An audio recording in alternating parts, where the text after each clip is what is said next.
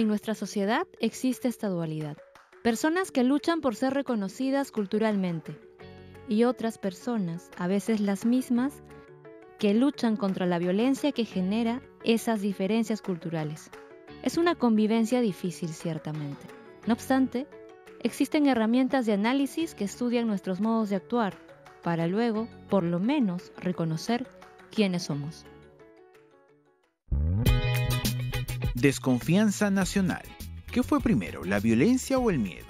Nuestra sociedad vive inmersa en una suerte de pequeños actos criminales cotidianos que urge analizar. El último estudio del Instituto de Opinión Pública de la Pontificia Universidad Católica del Perú revela que la mayoría de peruanos no confiamos entre nosotros. ¿A qué se debe y cuáles son las consecuencias de esto en nuestra sociedad? En la siguiente nota. ¿Piensa usted que se puede confiar en las personas o que hay que ser cuidadoso en el trato con la gente? ¿Qué tan seguro o inseguro se siente usted caminando en la calle a cualquier hora del día? Estas fueron algunas de las preguntas aplicadas en un reciente estudio del Instituto de Opinión Pública de la Pontificia Universidad Católica, en el que un 91.4% de encuestados afirmó que normalmente o casi siempre hay que ser cuidadoso en el trato con la gente. La violencia es el principal componente que repercute en la construcción de nuestras identidades y en el tejido social. Hoy abordaremos este problema desde un enfoque clínico y social. Los datos más importantes que muestra el boletín corresponden a la comparación del Perú con otros 35 países, ¿no? La posición del Perú. Entonces, estamos primeros en el ranking de 35 países donde se han aplicado estas mismas preguntas de desconfianza interpersonal, desconfianza en el gobierno, en las instituciones, percepción de corrupción, ¿no? Nosotros estamos en el primer lugar de desconfianza entre las personas. O sea, nosotros, los peruanos, no confiamos casi nada entre nosotros.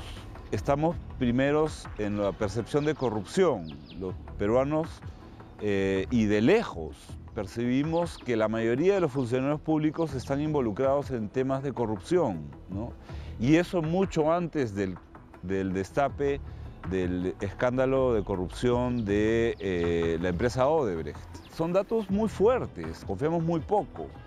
Y si a eso le sumamos los otros datos sobre inseguridad, tenemos un círculo vicioso, es decir, sentimos miedo, sentimos inseguridad y a la vez las personas que nos podrían ayudar, ¿no?, en casos de emergencia o las instituciones que deberían velar por nuestro bienestar, son percibidas como poco confiables o nada confiables.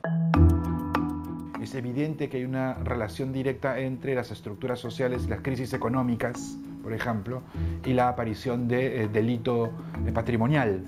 De manera que en momentos de quiebres estructurales de nuestras sociedades, crisis económica extendida, el delito patrimonial se hace probablemente más extendido. En cambio, en periodos de relativa estabilidad no es tan alto como en periodos de crisis. Hay una relación directa. La violencia que ha pasado en esta época a tomar un lugar preeminente, y eso es un fenómeno global, uno de los tantos, ha puesto en el centro de la cuestión el cuerpo del otro. El cuerpo del otro como el cuerpo de un enemigo. Eso hace que asistamos, digamos, a la violencia en diferentes órdenes de nuestra existencia. El Laboratorio de Criminología de la Pontificia Universidad Católica viene realizando aportes al análisis y prevención de la violencia criminal. Un equipo de investigadores interdisciplinarios que se especializa en temas de crimen, violencia, corrupción y transgresión del orden social. Es una unidad de investigación, producimos conocimiento empírico, data cuantitativa y cualitativa sobre diversos fenómenos criminales para entender sus lógicas de funcionamiento, producir data, entender la lógica de patrones y proveer información al Estado, mejorar la política pública en 7 líneas de investigación. Sustancialmente, y quizás las líneas más fuertes son el tráfico ilícito de drogas, cocaína en particular, por la propia situación del país, las economías ilegales, la corrupción, el delito sexual, la trata de personas y el control de armas pequeñas y livianas. para entender un poco el panorama. El gran crimen, el crimen muy violento asociado, por ejemplo, al homicidio, al crimen organizado, es relativamente medio o bajo y estable. En cambio, el pequeño delito, el robo y el delito sexual, la violencia doméstica, es muy alta y estable. Ese es más o menos el contexto de nuestro país respecto de la región. Lo criminal y lo registrado en términos criminales aparece como un conjunto de variables importantes en nuestra experiencia diaria de la violencia, pero no son las únicas experiencias. De manera que, por ejemplo, si hacemos un registro cualitativo de mujeres u hombres en esta ciudad, les preguntamos respecto de su experiencia de la violencia criminal, dirán que son víctimas de robo ocasionalmente, víctimas en algunos casos de delito sexual ocasionalmente, pero si les preguntamos por violencia no criminal, por ejemplo, acoso sexual en la vía pública, o por ejemplo, accidentabilidad vial, o violencia interpersonal, es decir, la probabilidad de que tú salgas de tu casa en una ciudad como Lima y durante el transcurso de las horas que estás en la calle, alguien te insulte o tú insultes a alguien te acose sexualmente o tú lo hagas, o la probabilidad de que estés a merced de un accidente de tránsito, es decir, a una serie de actos de violencia y hechos diarios de violencia que no necesariamente son consecuencia del crimen organizado o de la delincuencia común. Es muy alta. Entonces no es cierto que vivimos en una ciudad poco violenta. Vivimos en una ciudad y en un país muy violento. Cuando hay miedo también se refuerzan los prejuicios, porque uno busca aquel grupo que uno considere el causante de la delincuencia o de la inseguridad o del desorden, ¿no? Y generalmente la delincuencia o la delictividad se suele vincular en estos entornos de mucha inseguridad con los sectores más pobres, ¿no? A ellos se les suele echar la culpa de ser delincuentes, ¿no? De ser desordenados, de ser caóticos, ¿no? Entonces, ¿qué lleva esto? A que sectores más favorecidos se empiecen a encerrar en barrios exclusivos. Y mira tú la palabra, exclusivo está relacionado con lo excluyente, ¿no? El famoso muro de la vergüenza, ¿no? Que separa Monterrico de Pamplona Alta. Si hablamos del lazo social en lo contemporáneo, y siempre si hablamos del lazo social, el lazo social, decía Lacan, es fundamentalmente paranoico. ¿Qué quiere decir esto? No quiere decir que todos somos paranoicos como lo piensa la psiquiatría, sino que el modo de pensar a este otro, el otro de la cultura, el semejante, el otro de la institución, cualquier otro, es siempre desde algo del orden de la sospecha. Pero creo que es una cuestión que también compete al uno por uno y creo que cada uno de nosotros tiene que hacerse responsable del modo como segrega al otro y del modo como odia a su prójimo. Pero es muy notorio ver cómo en este momento la gente inmediatamente pasa al acto. ¿Qué quiere decir pasar al acto? Va sobre el cuerpo del otro. En el tráfico, por ejemplo, yo a veces voy por la calle y siento que me están ametrallando con un claxon. O sea, es tan fuerte ese golpe. Y eso es un modo de entender cómo es el cuerpo del otro el que está en cuestión. O sea, yo siento que me quieren hacer desaparecer con el claxon, no lo consiguen.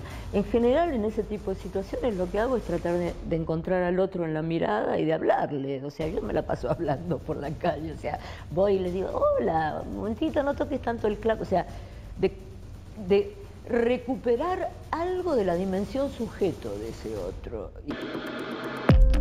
Si la violencia es una estructura amplia, el crimen es una parte de esa experiencia de la violencia. Pues para entender tu experiencia de la violencia y para entender las dinámicas de la violencia en la vida social, no tenemos que entender solamente la práctica criminal, que es una parte importante, por supuesto, sino todo lo demás. Entonces, en tu vida cotidiana, sufres y eres víctima de muchas más cosas que del crimen. El problema es que la policía o el Ministerio del Interior, o las instituciones de lucha contra el crimen, que trabajan muy bien en algunos casos contra ciertos delitos, no pueden y no tienen instrumentos necesariamente para pensar el resto de la violencia no criminal. Una sociedad con temor es una sociedad que puede llegar a apoyar políticas autoritarias, ¿no? Está dispuesta a cualquier cosa con tal de que la inseguridad disminuya, ¿no? El fin justifica los medios, ¿no? Apoyar políticas de corte autoritario y pragmático, ¿no? No importa qué haga con tal de que solucione el tema de la delincuencia. Y tenemos que responsabilizarnos más de nuestros pequeños actos criminales cotidianos. No digo para dejar de hacerlos, pero para intentar estar más y mejor advertidos acerca de cómo cada uno, al segregar al otro, se segrega a sí mismo, y para no creer que uno está fuera o exento de, y por otro lado es mejor tratar de encontrar una cierta manera de que la palabra no esté tan devaluada.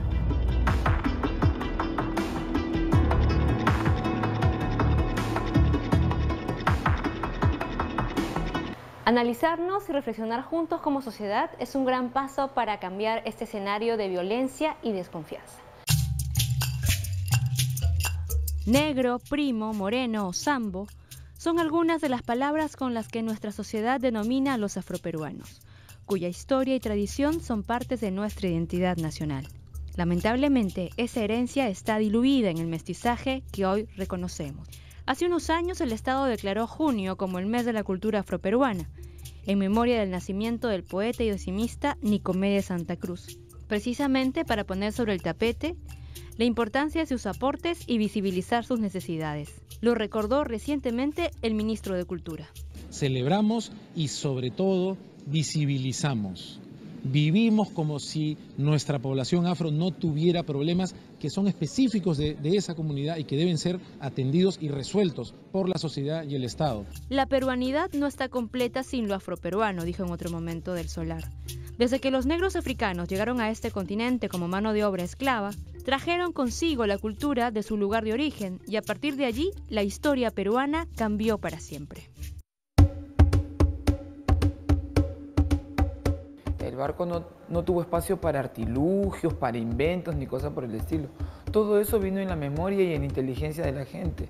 Y después cuando se encuentran en el nuevo continente, o en América, porque no es el nuevo continente, en América, lo que hacen es reproducir utilizando los instrumentos y las cosas que encuentran de las poblaciones originarias y vuelven a replicar sus propias creaciones, ¿no? La agricultura, la minería, la orfebrería, las artesanías, todas esas son nada más que reflejos de construcciones, de creaciones que ya traían los hombres y mujeres africanos que habían sido esclavizados, que habían sido raptados para ser vendidos.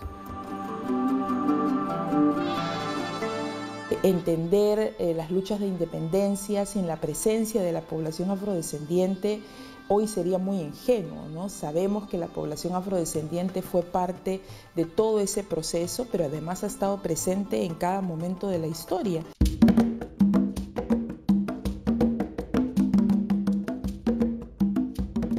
Su presencia fue y es vital para darle forma a nuestra dinámica cultural. No solo en las actividades ya conocidas como el deporte, la cocina y la música, sino en otras esferas de la cotidianidad. Solo es que por alguna razón no la percibimos.